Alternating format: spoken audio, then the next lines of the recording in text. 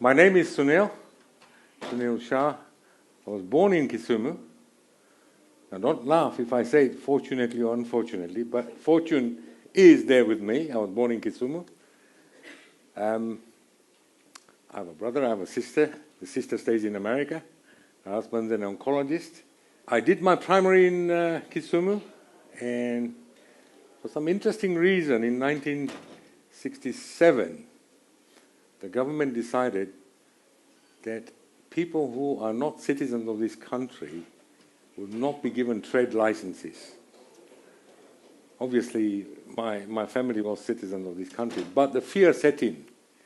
So the first thing my parents did was to send me in 1968, in the month of February, to Britain. They said, you children start going while we begin to pack up here in Kisumu, and we'll catch up with you. So at the age of 14 and a half, I went to Britain, to school there, a completely new environment, Anyway, so I was enrolled into a simple public school at the age of 14 and a half.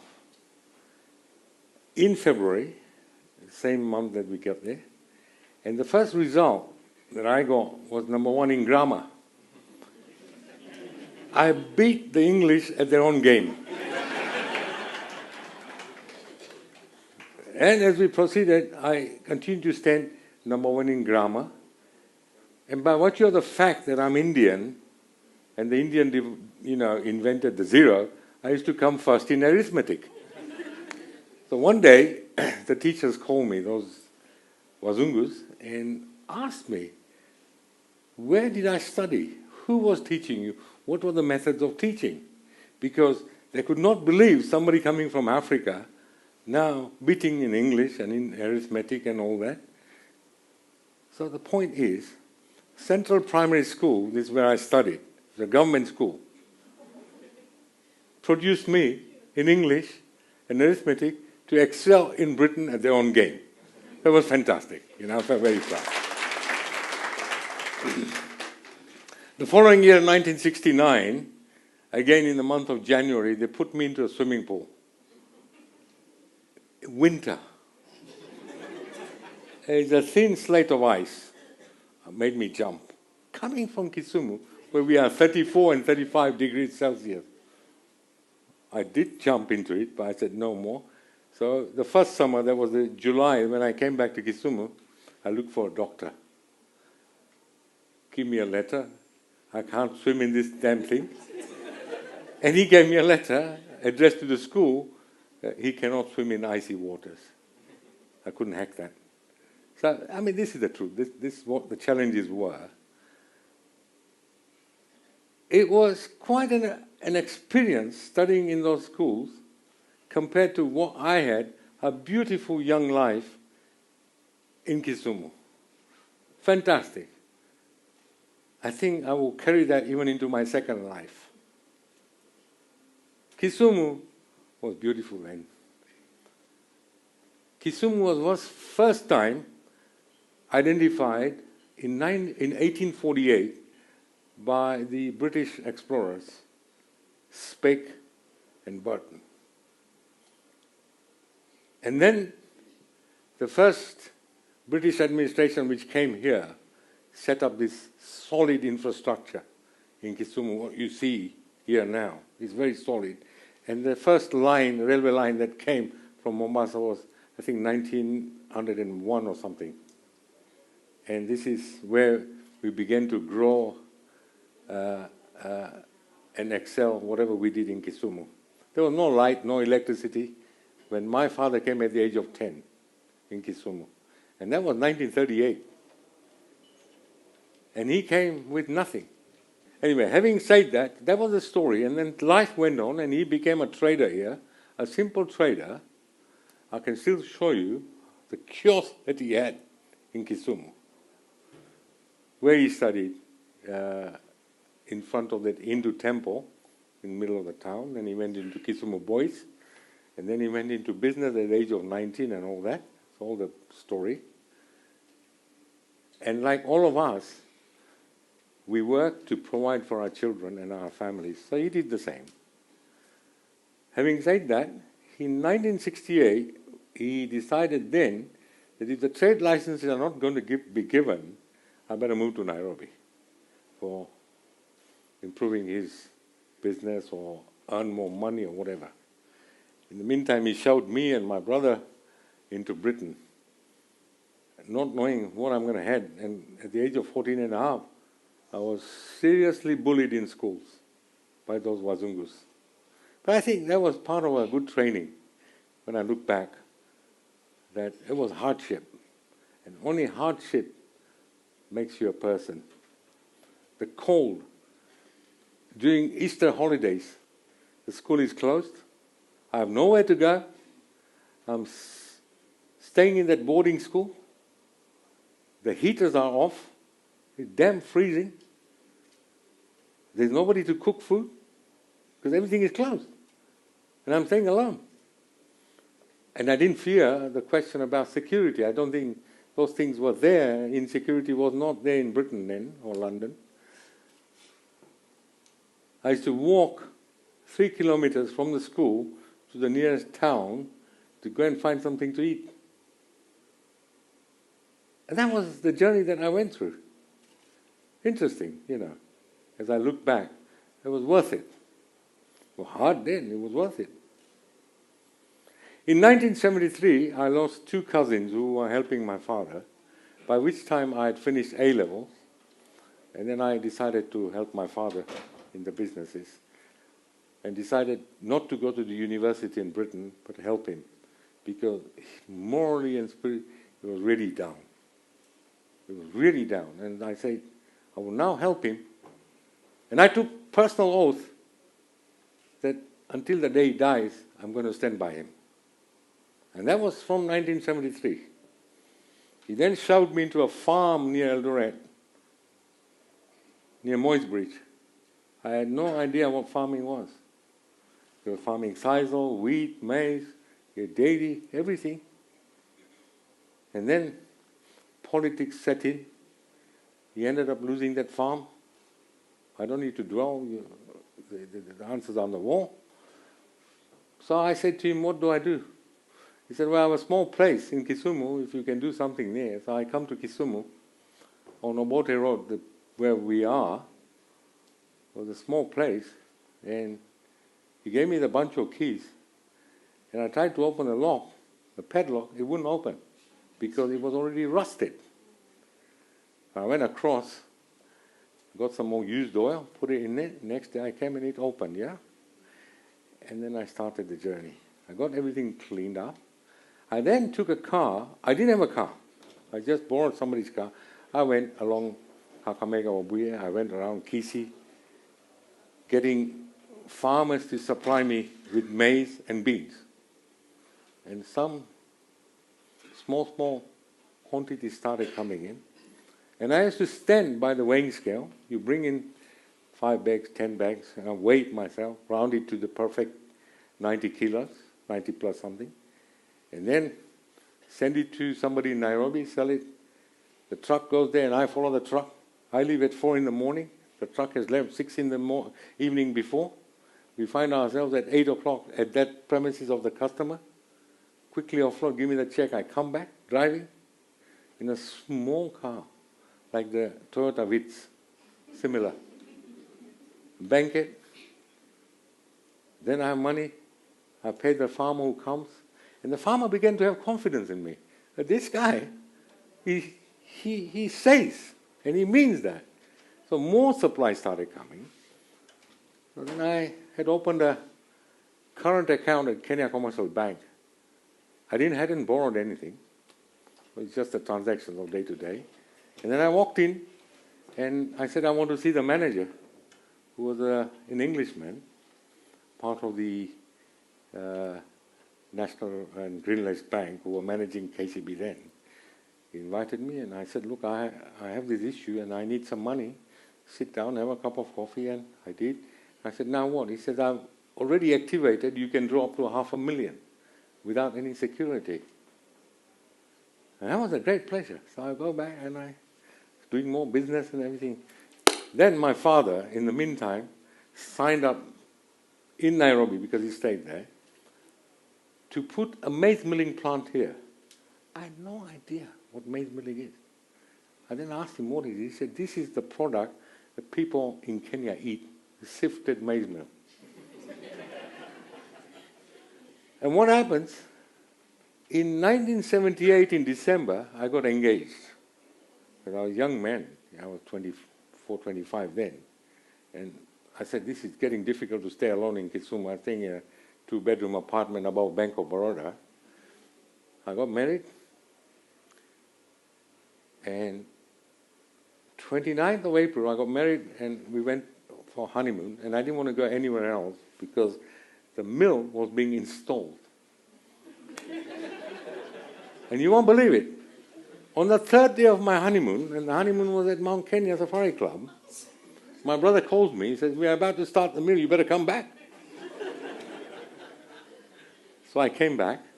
The mill was started, commissioned. And what happened? That very year, there was a serious drought in Kenya. I had no idea. There was no maize. People were actually coming to me and asking me. So I went to the cereals board here across, where it is, near the airport. Do you have any maize? He said, yes. How many? 300,000 bags. I said, can you reserve some more? Yeah, bring money, we'll reserve. I go to the bank again.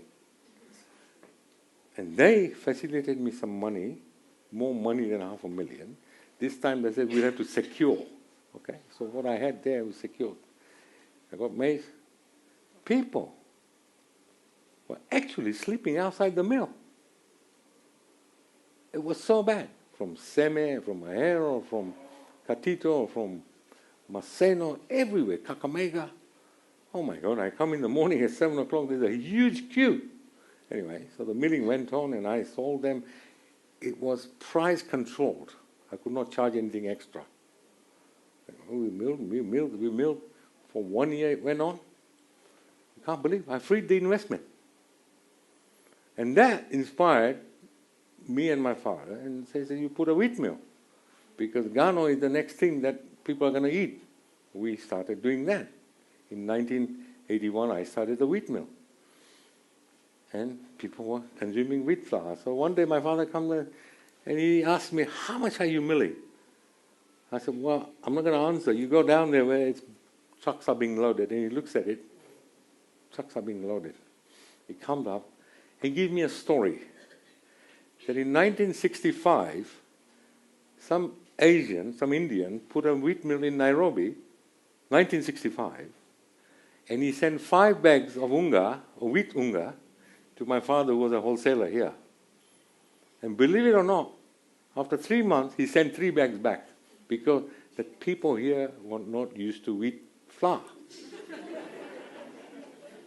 But between 65 and 81, 82, I'm selling 1,200 bags a day.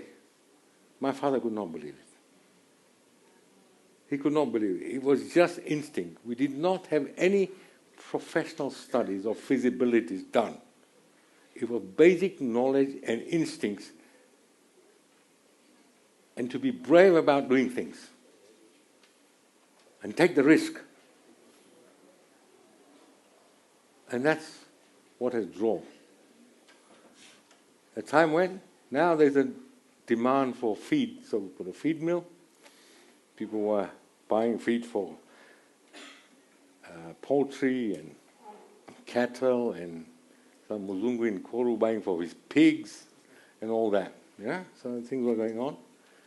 And then time came to put a bakery, because wheat flour, there's several kinds of wheat flour. What is called the plain flour, which you use it domestically, the 2 kilo. And there's a special flour for baking. It's very different in quality. So bakeries were asking us for flour. And one bakery said to me, I had given him goods worth 5 million shillings in those days on credit. He said, your flour is very bad. I could not believe it. I went there only to find they were being a bit mischievous, because he wanted a credit note of some kind. I took a flight to London. I went to Peterborough, where Baker Perkins Company produces equipment. I went there, They didn't have any equipment to show me. Come back to London, I take a flight to Stuttgart, Germany. They had everything to show me. I came with a pro forma invoice. Next thing I come to Nairobi, apply import license, get the bakery going. What you know about United Bread, that's what I am. I took immense risks in business, but the risks were even greater. There were no skilled people here. On top and above, and I'm sorry to say, and perhaps I must say it, we had the most terrible government during that time. Horrible. I felt I might lose all this business one day. But we continued. We prayed to God to protect us from all this evil that was going on. Anyway, I then went and bought a second line to produce. Today we are producing close to 200,000 loaves of bread. It's all within Nyanza and Western. And I want to tell you, ladies and gentlemen,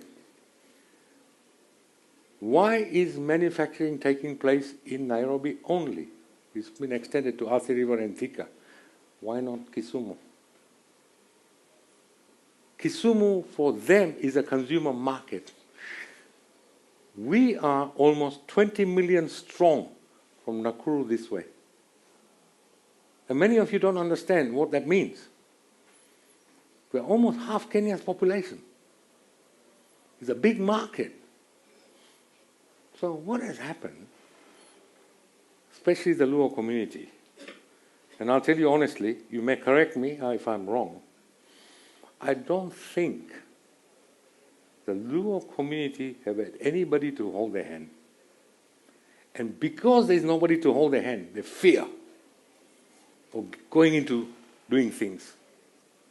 And I can tell you one thing, don't fear.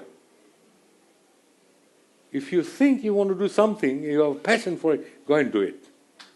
Don't fear. Remove the fear. You fear about borrowing money, you fear about doing a business. There's nothing like that. In us, the Indian community, we are business people, we have communities, we have leadership in our community, and the leader there is elected not because he's a rich man. Is he able to hold our hand? And this is what is lacking amongst the people here.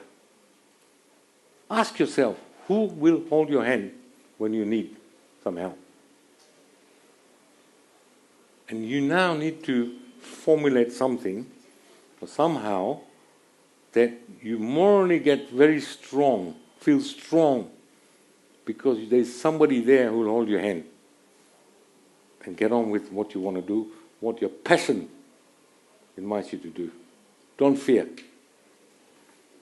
And I can tell you one thing, Kisumu and Kisumu County, probably you don't know, Aisha, I don't think it's more than 2,000 square kilometers. Perhaps one of the small counties. But the potential is enormous, to the level where the Luo community can be the second richest tribe in Kenya. Why second and why not first? We are 50 years behind. It's obvious reasons. It's not your fault, but you can still achieve. And you are the people, the most learned. I've admired that. Very clever, very intelligent. But you have not had the strength to move forward because you don't have that person or the community to hold your hand. And that is what you now need to do.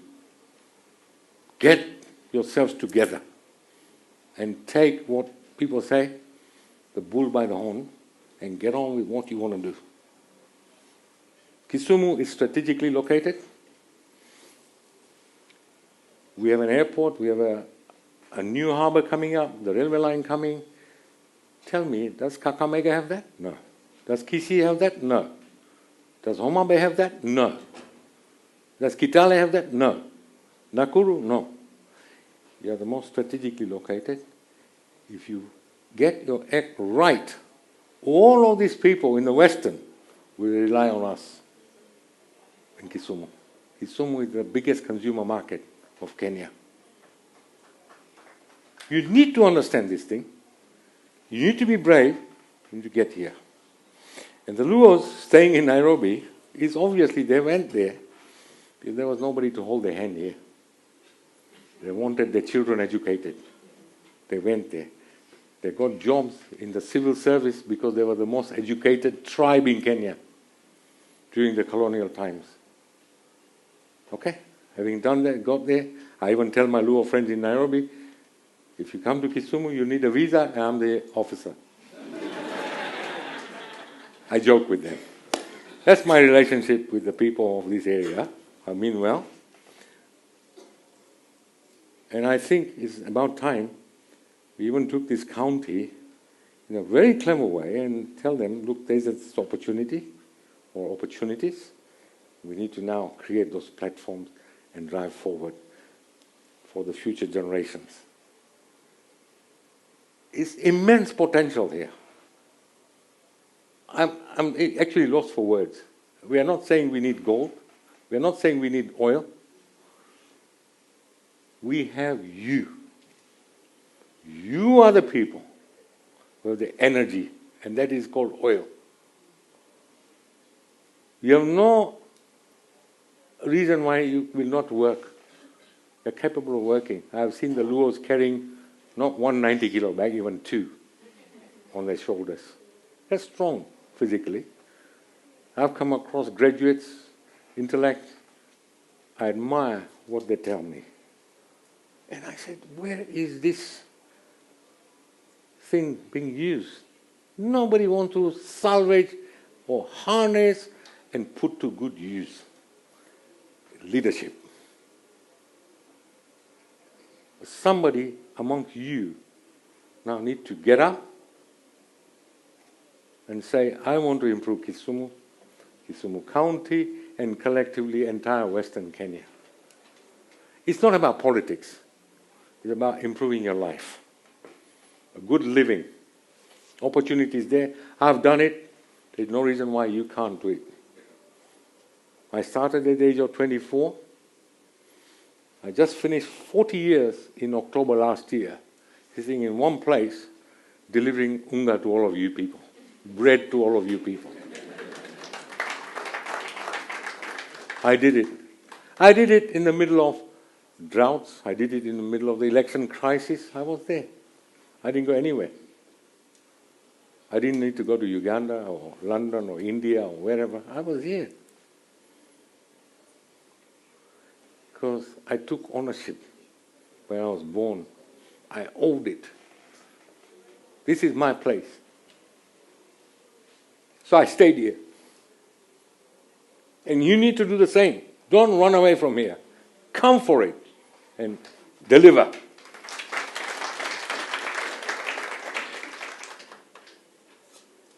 Yes, we have lots to do, lots to do.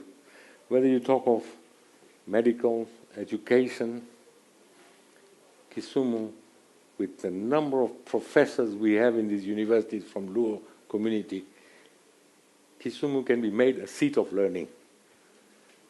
You know, for example, Manchester, 30,000 students. The entire Manchester town thrives on 30,000 students. Why can't we do it?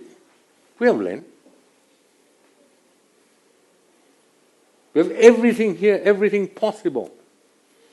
And if we say water is life, we have Lake Victoria. Lake Victoria is never going to die. I urge you, all you adults, get your children, get everybody, get the community together. Let us harness what is there ready, what the energy that we have, what the intellectual we have,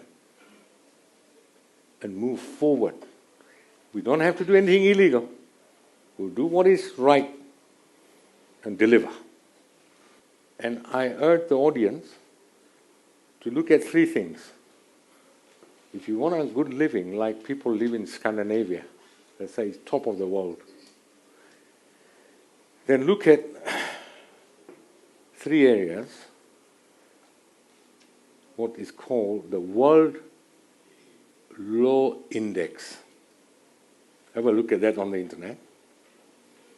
The second one is the Governance of Law Index. And the third one is called the Social Index. Social Index, if we practice on that area, it will be wonderful. Fantastic. Please, ladies and gentlemen, have a look at that, read it, and come up with ideas which suits us, which we can make it better. And you'll have a wonderful life for your children and grandchildren. My company is a household name in Nyanza province and even parts of Western and parts of borders like Nandi, which touches us. I'm sure each one of you wanted to buy even one share in my company. And I can tell you one thing proudly. In 40 years, I've never made a loss. I have never made a loss. Even if it is this much profit, but I made this much profit. Number two, in 40 years, I've seen 40 factories, little, medium, and large, come and go. I have survived in the most harshest environment one can expect. I don't say harsh environment because of the Luo community, no. It was what the government of then, at that time, did. But we survived. Kenya Breweries was here, Kikomi was here, they're gone. The Kenya Breweries is back again. My bankers will go to Mumias Sugar first, Kenya Commercial Bank, executives first straight from the airport to Mumias. Then to Shemlil, Moroni, and finally they come to me on the way back to the airport to go to Nairobi. Where are those companies? Dead. So, why have I survived is because of good governance, good practices. I pay tax. I don't evade tax. That's not the way to do it. A good balance sheet lies on a company which has been paying tax. And today, if I were to offer this company for sale, I'll be a very, very rich man. I can tell you that. And purely because I practice very honestly. There is no such thing as karafu in my dictionary. It's honest, straight, down the line. Don't underestimate the potential that lies here. Get together. Let's move forward and deliver. Thank you very much.